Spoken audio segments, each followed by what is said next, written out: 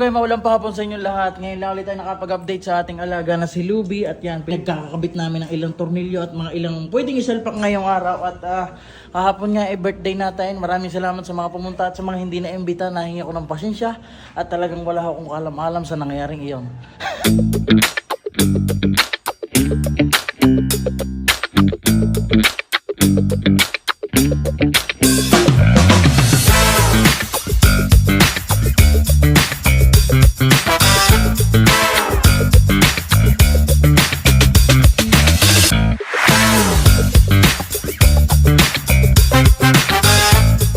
Mga kapugay, na ipagsasalpak na nga natin ng mga kaha. Kulang-kulang pala mga tornilyo. Tapos pagkatapos naman ay salpakan, ay dumating na naman ang mga plate.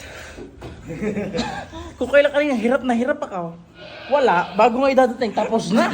Tignan nyo naman mga kapugay, na ipit din natin ang ayos. Tapos yun nga, nailagay na natin ang mga ilang tornilyo. Pupunas-punasan lang at medyo magalbok bago bigyan niya may ng kapiraso. Teka lang.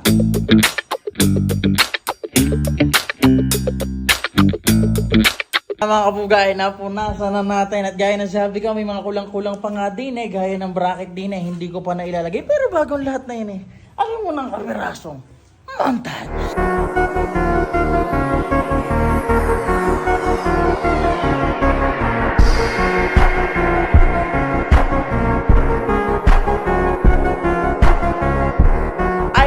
Lasahan ko kayo naman ipinupugi na ngayon ni Luby. Kamukha pa din naman ng mga dati niya. Kaso ngayon medyo, kumbaga mas pulido ng konti siya noon. Gaya ngayon, naka-pipe na siya. Wala pa nga lang ang bracket. Tapos mga naka-rimset na. Yung pa rin naman ang gulong niya, rim. Pinalain lang natin ng bago, pininturahan ng hub. Tapos center stand, medyo luminis-lis. Dati kalawangan. Tapos yan, medyo nadali naman ang kapirasong degreaser. At yung mga inner niya, talaga namang lintik din ang ikinikinang. May bandang unahan naman, naka-APR siya na brake hose mga kapugay. Quick release na naka-nickel, butadis lang para medyo malinis. Tapos nga yan, di na punasan ng ayos.